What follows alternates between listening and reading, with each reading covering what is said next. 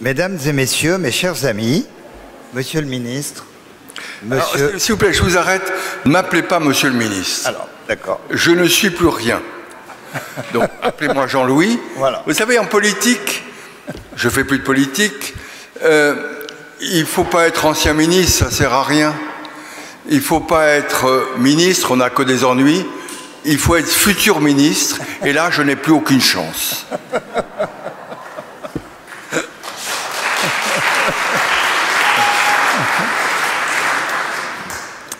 Alors, Jean-Louis, vous êtes né à Toulouse. Vous êtes le fils de Michel Debré, ancien Premier ministre, du général de Gaulle et arrière-petit-fils du grand rabbin Simon Debré. Vous avez 3 frères, Bernard, votre frère jumeau qui nous a quittés en 2020, François et Vincent. Brillant élève, vous obtenez une licence en droit à l'université Panthéon-Assas, un diplôme d'études supérieures en droit public et un diplôme d'études supérieures en sciences politiques. Vous rédigez une thèse traitant des idées constitutionnelles du général de Gaulle. Vous obtenez un doctorat en droit public. Votre grande carrière dans le monde politique débute à l'âge de 27 ans. De 71 à 75, comme chargé de conférences à l'Institut d'études politiques, de 73 à 74, vous êtes promu conseiller technique au cabinet du ministre de l'Agriculture et du Développement rural, puis, la même année, au cabinet du ministre de l'Intérieur du futur président Jacques Chirac. En 75 à 78, vous êtes nommé substitut du procureur de la République à Évry.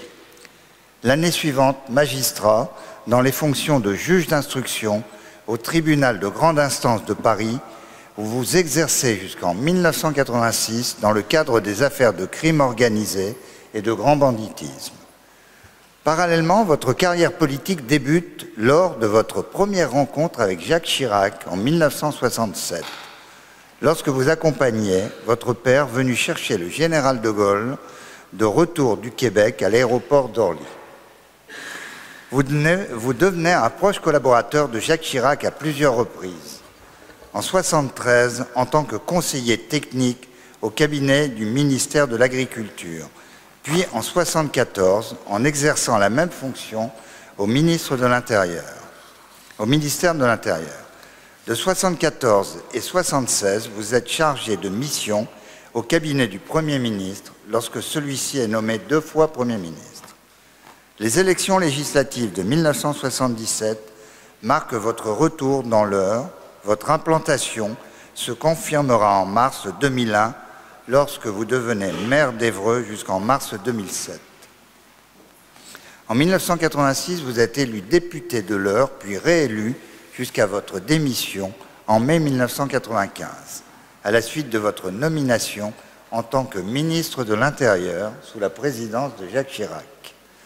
Fonction que vous occuperez jusqu'en 1997 avant d'être réélu député de l'Eure.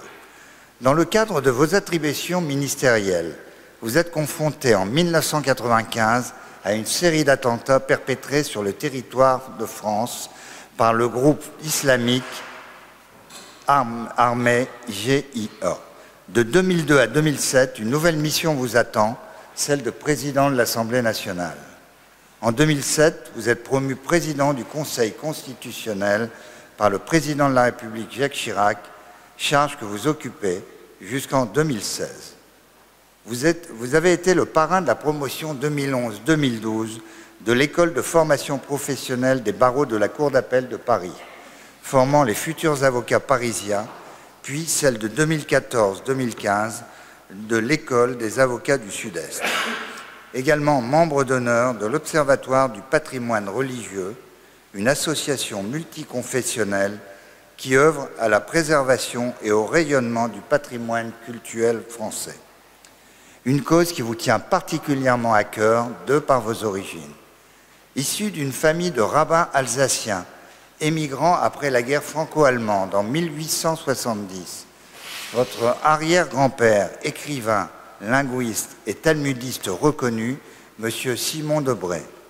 À l'âge de 26 ans, après avoir obtenu son diplôme de 2e degré rabbinique et réussi l'épreuve orale de sélection, Le 22 avril 1980, il fut élu devant le consistoire de Lille, rabbin de Sedan, puis grand rabbin en 1888.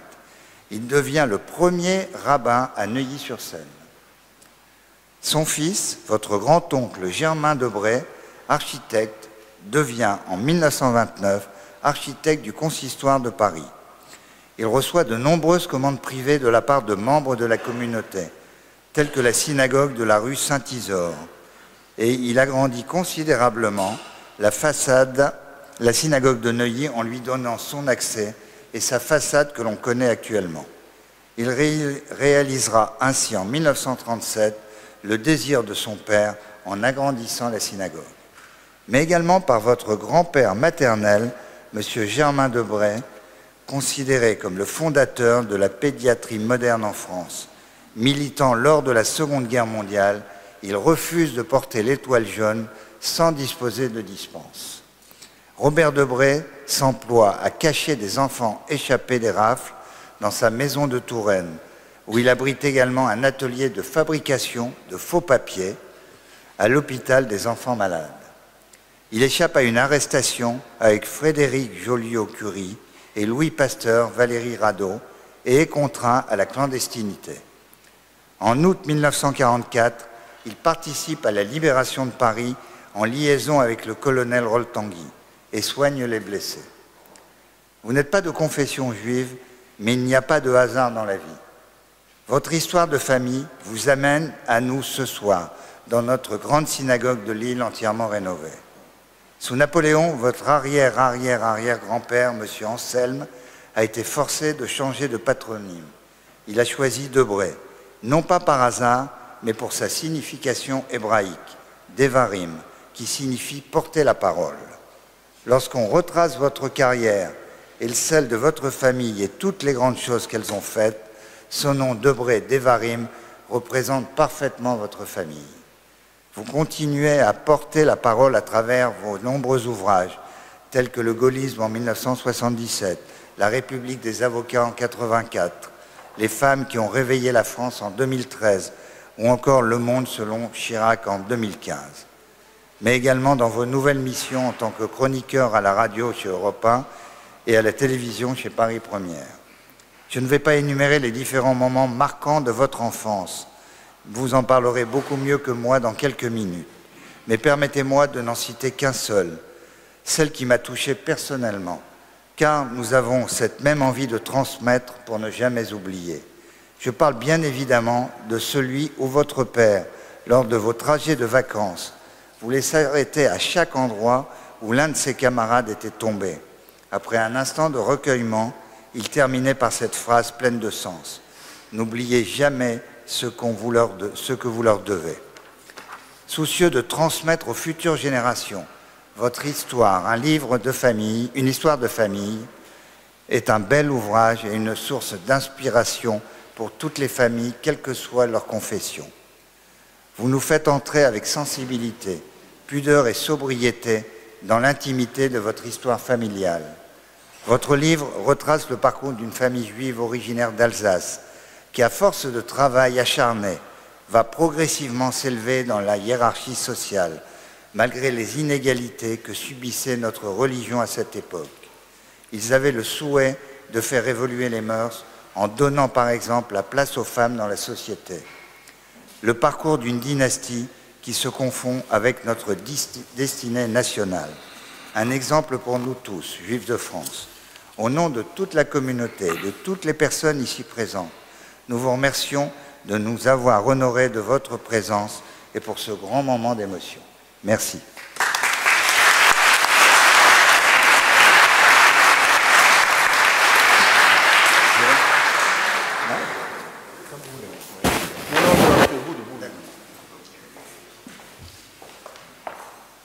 J'ai toujours appris que pour s'adresser aux gens, il faut être debout. C'est par respect. Vous avez tout dit, donc je n'ai plus rien à dire. Je voudrais commencer par quelques souvenirs.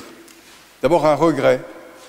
C'est que mon arrière-grand-père, le grand rabbin Simon Debray, n'ait pas pu être rabbin à Lille. Il avait postulé, il n'a pas été retenu. Pourquoi ce livre sur une histoire de famille? Pour plusieurs raisons. Parce que j'ai mesuré un jour ce qu'était l'antisémitisme. Moi, j'ai été élevé dans une famille où il y a toutes les religions. Et d'ailleurs, quand on était enfant et qu'on visitait une ville de France, avec mon père et ma mère, on rentrait aussi bien à la synagogue qu'à l'église. C'était normal. Et on considérait qu'on se retrouvait dans la loi sur la séparation des églises et de l'État.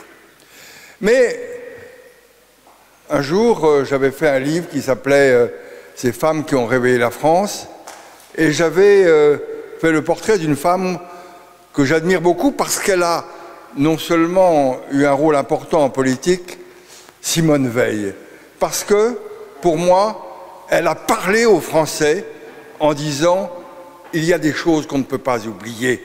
On ne peut pas oublier l'Holocauste.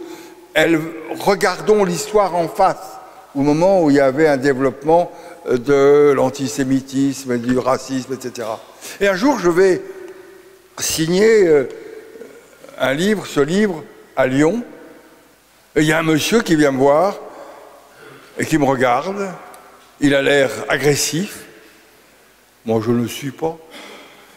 Et il me dit « J'ai de la considération pour votre père, mais pour vous, aucune. » Dommage. Et il me dit, et je lui demande « Mais pourquoi ?» Parce que vous rappelez à chaque fois que vous avez eu un arrière-grand-père grand rabbin. Et je dis « Mais j'en suis fier. C'est lui qui a formé, qui a formaté toute ma famille, qui a fait en sorte que dans cette famille, juifs, pas juifs, catholiques, protestants, tout le monde aime se retrouver. » Et je lui dis, d'ailleurs, vous voyez, mon nom, Debré, n'est pas un nom arrivé par hasard, car c'est Anshel Moïse, mon aïeul. Vous savez qu'avant l'Empire, avant la Révolution française, les Juifs avaient que des prénoms. Et pour intégrer les Juifs à la communauté nationale, on leur demande de prendre un nom de famille. Pour faire simple, tiré d'un nom chrétien. Mais Anshel Moïse, qui a quitté la Bavière pour retrouver la liberté, et notamment la liberté d'exercer son culte, et qui est venu s'installer en France, veut être fidèle à la France et à la République, mais il ne veut pas trahir sa religion. Et donc il va choisir, et c'est, je dis toujours, le premier acte révolutionnaire de la famille.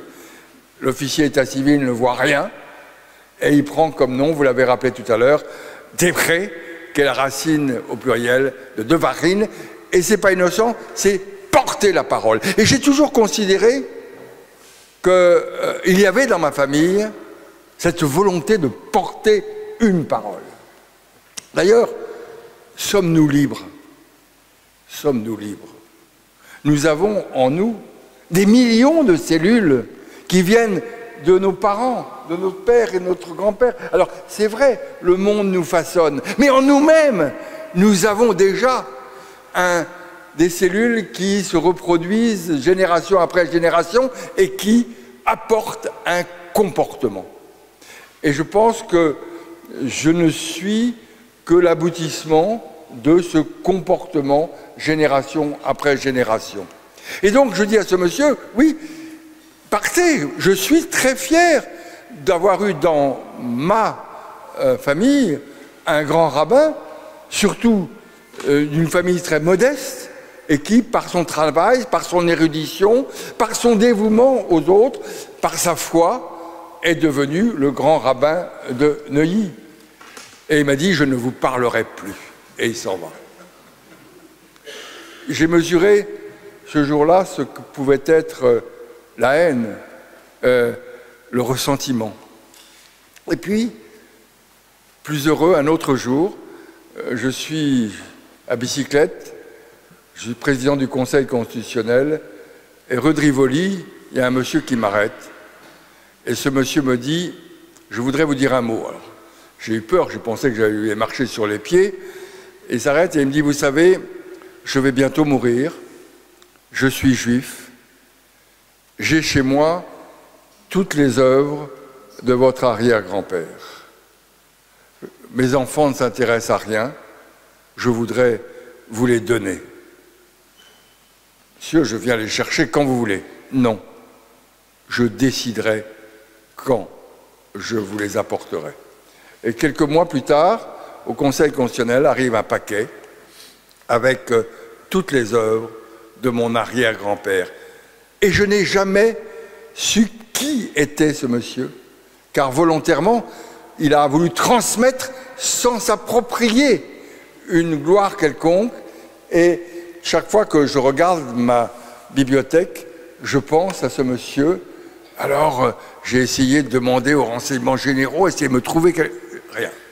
Et ça a été pour moi un très grand bonheur, un acte gratuit, un acte qui m'honore.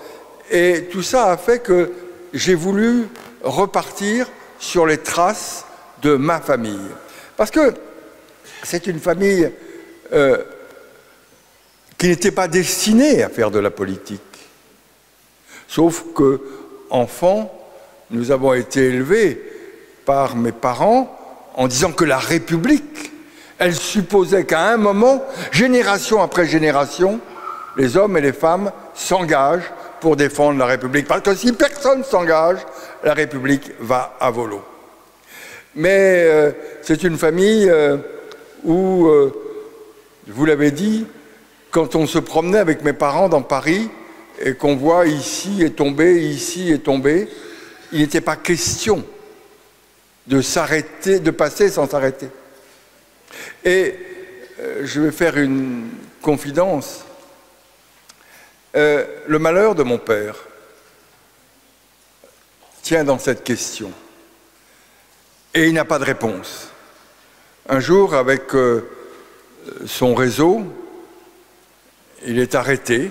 Le réseau a été arrêté, probablement dénoncé. Et ils sont d'abord enfermés dans une prison à Autun, et puis on les transfère vers Orléans pour la suite. Et à Orléans, les camarades des réseaux de résistance commettent un attentat et permettent à tous ces résistants qui sont dans les camions de s'échapper et de partir en courant. Mais là, la question à laquelle toute sa vie hantera mon père, c'est pourquoi, alors qu'on s'en va tous, ils sont une quinzaine, en courant, mon copain de droite est touché, meurt. Mon copain de gauche meurt, et moi je ne suis touché qu'au bras. Pourquoi? Pourquoi le destin ne m'a pas... Et toute ma jeunesse, le 18 juin, nous allions au Mont-Valérien, depuis l'âge de tout petit, et je voyais mon père, ma mère, mes grands-parents retrouver des femmes et des hommes. Ils se mettaient tous comme ça, et ils pleuraient. Et ils pleuraient sur le souvenir de celles et ceux qui auraient dû pour eux être là, mais qui étaient morts pendant la résistance. Et c'est pour moi, quand vous avez 7-8 ans, voir vos parents pleurer dans un silence absolu. Et après ce moment où mes frères et moi, on voyait nos parents, ce qui est très impressionnant, eh bien, on se mettait devant des plaques comme celle-là, et avec mes frères, nous devions chacun, l'un après l'autre, énoncer le nom de ces femmes et de ces hommes qui étaient là. Et c'est ça, ma jeunesse, c'est ça, mon enfance, c'est cette reconnaissance à celles et ceux qui ont donné leur vie pour que nous soyons libres, égaux et fraternels. Alors, cette famille était une famille tout à fait exceptionnelle, pas à cause de moi, naturellement, moi je suis le... Mais parce que voilà, une petite famille qui s'installe en Alsace, qui fait un coup d'État en prenant un nom à racines hébraïques, mais conforme à la République. Et le grand rabbin, je l'appelle mon grand rabbin, je suis désolé, Monsieur le Président, mais c'est mon grand rabbin. D'ailleurs, un jour, pour faire ce livre, je me suis installé devant la synagogue de la rue Ancel. Il y a un monsieur qui passe, il me dit « Qu'est-ce que vous faites là ?» Eh bien, j'ai rendez-vous avec mon arrière-grand-père. « Ah, il est encore là ?» « Oui. Parce qu'il est toujours en moi. » Et ce grand rabbin, petite famille modeste, va quitter l'Alsace en 1870, le jour de la République, pour ne pas être allemand. Il va devenir rabbin de Sedan, et il est hanté par une chose, ce grand rabbin, faire en sorte que la tradition judaïque ne disparaisse pas avec l'exode des populations vers les grandes villes. Il a peur que, du fait de cet exode au lendemain de la guerre, dans l'entre-deux-guerres, eh bien, on perde tout ce que la religion juive véhicule comme règle. Et c'est pour ça qu'il va se mettre à écrire l'humour judéo-alsacien, il va se mettre à écrire un catéchisme, parce que c'est son angoisse, avec la venue dans les grandes villes, le judaïsme, qu'il considère est très lié à la ruralité, va perdre son essence, et on va voir progressivement la religion juive s'étioler. Et donc c'est son combat. Et puis ce qui m'a amusé dans ce combat de ce grand rabbin, c'est qu'il est libéral. Alors, pas au sens d'aujourd'hui. C'est un rabbin qui est à la fois conservateur, mais qui veut adapter la religion juive au monde moderne, car il est conscient que si on reste replié sur soi, eh bien, il va y avoir un certain nombre de désaffections. Et donc, c'est lui qui va, dans la synagogue de Neuilly, introduire les micros, mais pas pour la parole. C'est lui qui va faire des cérémonies avec des jeunes gens et des jeunes filles. Il est pour qu'il y ait une évolution dans la pratique du culte pour que celui-ci ne se referme pas sur lui-même. Et je crois que c'est en cela que son enseignement est important, car nous vivons dans un monde terrible de l'immédiateté, où personne ne réfléchit à rien, où ce qu'on a dit hier est différent d'avant-hier. On vit dans l'apparence, et attention, et on le voit bien avec la diminution de la pratique religieuse, on voit bien qu'il est important de se mettre, sans perdre son âme, à l'actualité et au monde moderne. Mais ce grand rabbin, il a un fils, Robert, mon grand-père. Et là, c'est le drame. Parce que ce fils de grand rabbin devient totalement agnostique. Mais le destin. Mon grand-père est séduit par une femme, vaut mieux, et cette femme, c'est la fille d'un grand peintre toulousain, catholique, et qui a fait fortune en peignant le portrait de toutes les filles des bourgeois de Toulouse. Mais drame épouvantable, ce peintre qui a peint les fresques du Capitole, il est dreyfusard. Alors que les catholiques sont anti-dreyfusard. Et d'ailleurs, Édouard de Babonsan va être choisi par les amis de Zola pour illustrer le J'accuse de Zola.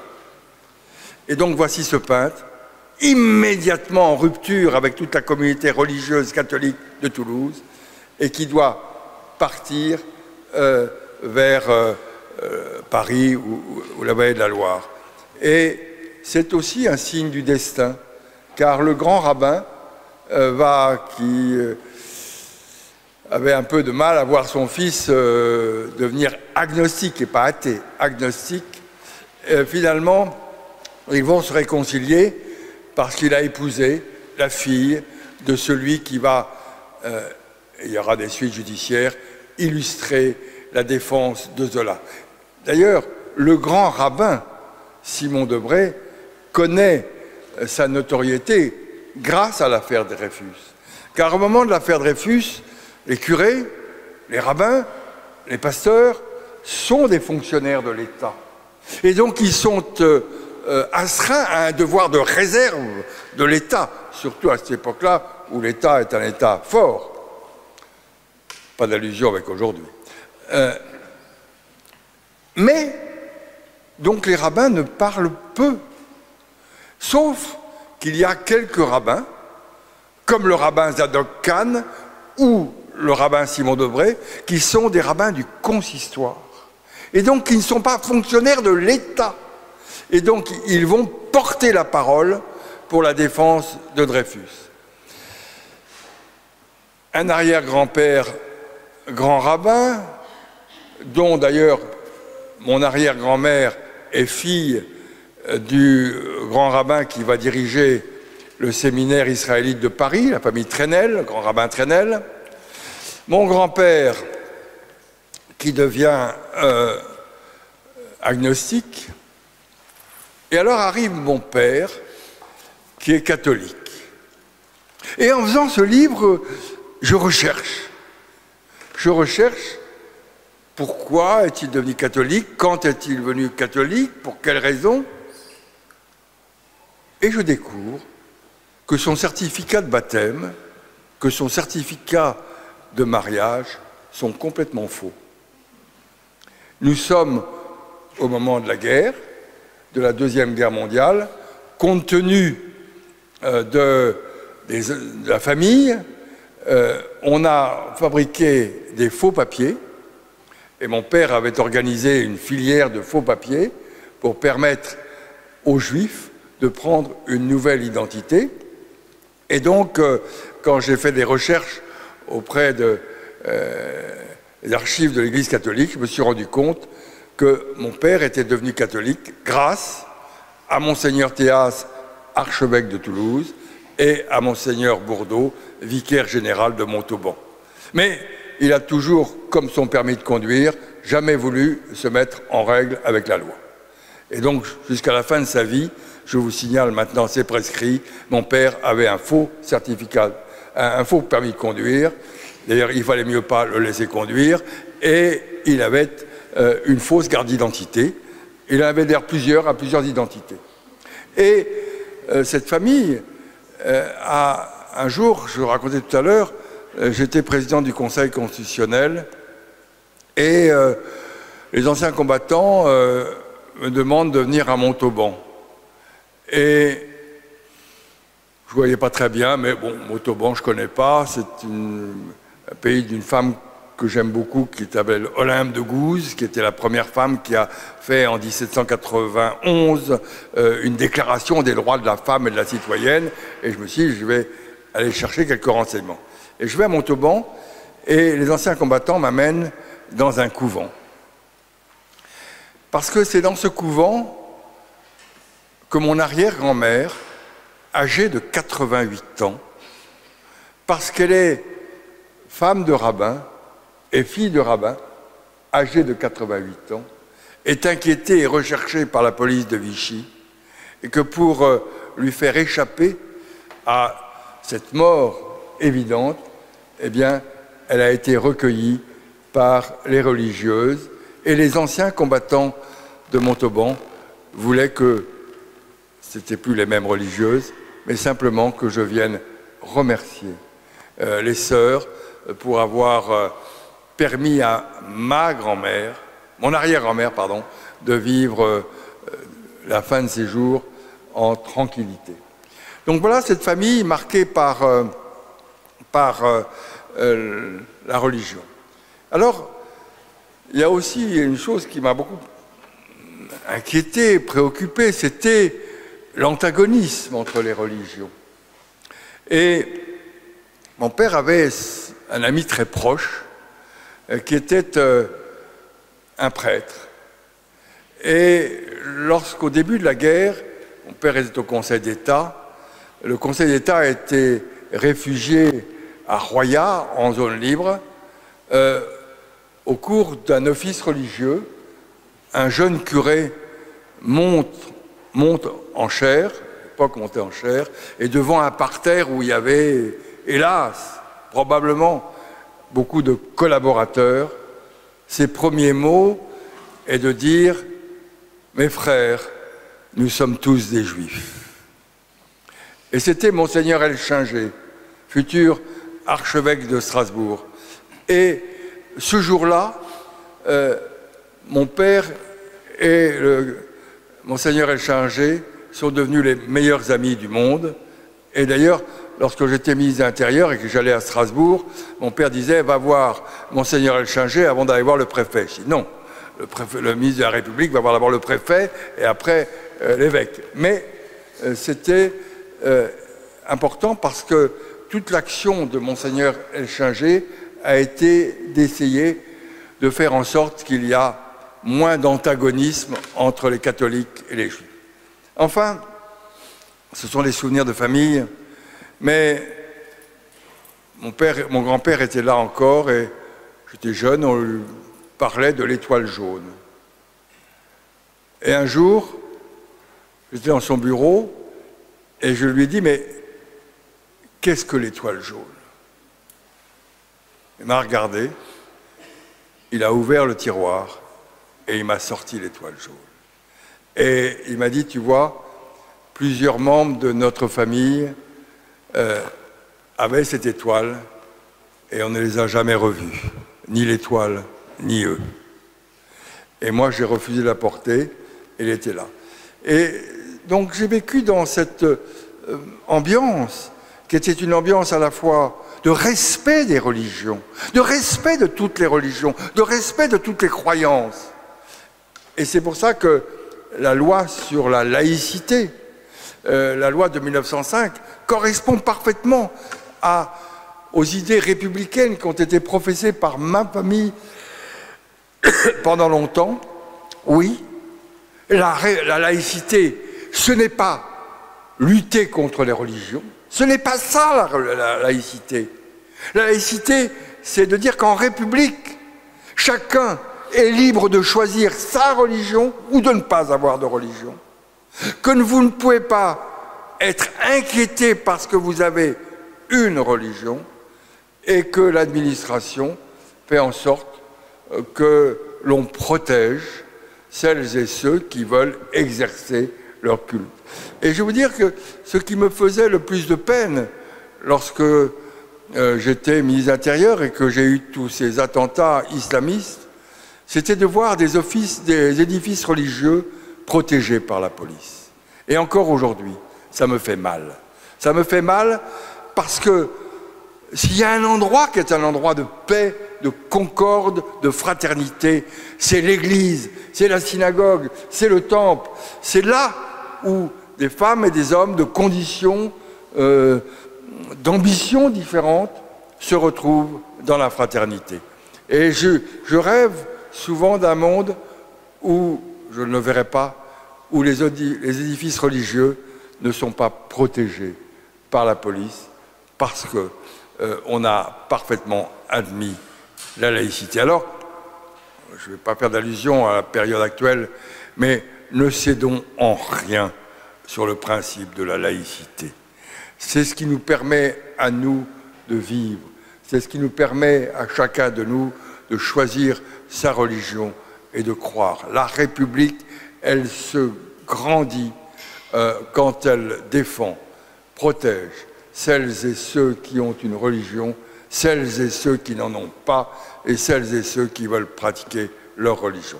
Voilà cette histoire de famille. Voilà mon ADN. Et encore une fois, je retrouve dans tous les membres de ma famille cet esprit de résistance. Voilà cet esprit de résistance avec Angel Moïse qui choisit un nom juif et républicain. Voilà cet esprit de résistance avec Robert, mon grand-père, qui va organiser la résistance médicale, qui va échapper avec, comme vous l'avez dit, à la dénonciation, et qui va transformer l'hôpital des enfants malades en lieu pour aider les résistants et les juifs, et tous ceux qui sont persécutés par le régime nazi. Esprit de résistance avec mon père et ma mère qui vont s'engager dans la résistance, qui vont être dénoncés. Et donc mon père va se retrouver en prison et grâce à ses camarades échappés.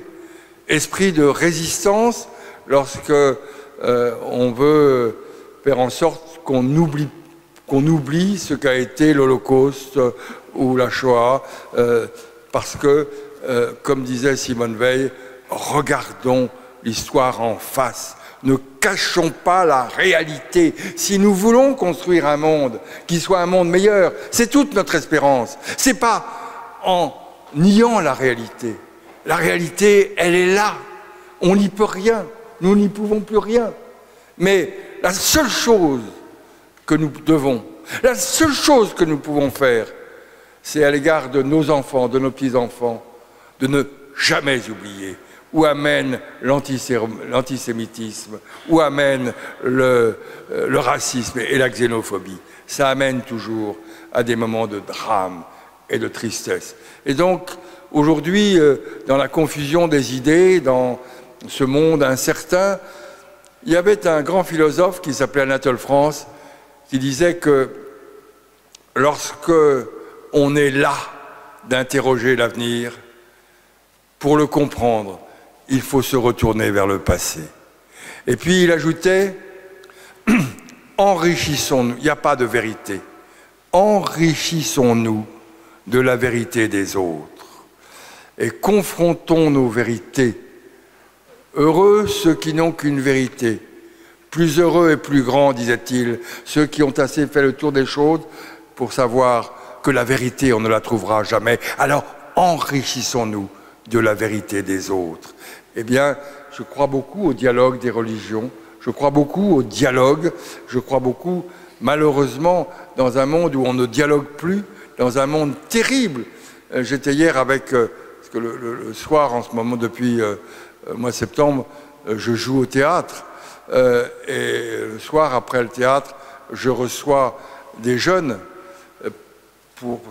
la pièce s'appelle « Ces femmes qui ont réveillé la France », et il y avait une classe, et je ne sais pas ce que j'ai foutu de mon portable, j'ai paumé mon portable. Non, je l'ai. Je parle à ces jeunes, et ils étaient tous comme ça. Et je leur dis, arrêtez, arrêtez. Mais on consulte. Vous consultez quoi? Vous êtes en train de créer un monde de l'immédiateté, de l'inintelligence et du réflexe. Vous n'écoutez plus, vous ne regardez plus, vous êtes dans un monde qui va à la catastrophe. Et le professeur était là, et je dis au professeur, mais interdisez-le! Interdisez-leur de prendre ce portable. Oh, mais ils s'instruisent beaucoup. Mais non, ils ne s'instruisent pas. Ils ne réfléchissent plus. Eh bien, dans ce monde, qui est ce monde de l'immédiateté, de l'irresponsabilité, de l'abstrait, eh bien, je crois beaucoup à la valeur de la réflexion et du dialogue. Et c'est une synagogue laïque. Alors, je crois beaucoup au dialogue des religions. Les gens, les hommes et les femmes, aujourd'hui, dans ce monde très dur, ont besoin d'espérer, d'espérance. La politique ne donne plus d'espérance. N'est-ce pas, madame? Plus aucune espérance. C'est dramatique. Quand on les voit tous à la télévision, on n'a aucune espérance. La politique, pendant longtemps, a été une forme d'espérance. On pouvait contester le marxisme, on pouvait contester tout ce que vous voulez, on pouvait contester le libéralisme, mais il y avait une espérance. Là, on ne croit plus en rien. Je crois que dans ce monde sans espérance, il faut impérativement qu'il y ait un retour à la réflexion et à la religion qui donne de l'espérance. Et c'est pour ça que je me bats tous les soirs avec les enfants, je me bats, entre guillemets, je m'énerve avec tous ces enfants pour qu'ils retrouvent soit une espérance dans la France, en construisant, en ayant un certain nombre d'idées, soit par ce dialogue interreligieux, une espérance, parce que sans espérance, il n'est pas besoin, c'est pas bien de vivre, on ne vit pas bien sans espérance. Moi, je vis depuis 2 jours dans une espérance extraordinaire, celle de venir vous voir. L'espérance de demain, l'espérance pour nos enfants, pour ça que l'éducation est si importante. Avant le Covid, j'allais toutes les semaines dans une école en toute la France pour parler sur l'espérance républicaine. Parce que la République a été une espérance. Quand on voit par rapport à l'Ancien Régime, comment des hommes et des femmes ont découvert dans la liberté, dans l'égalité, l'espérance.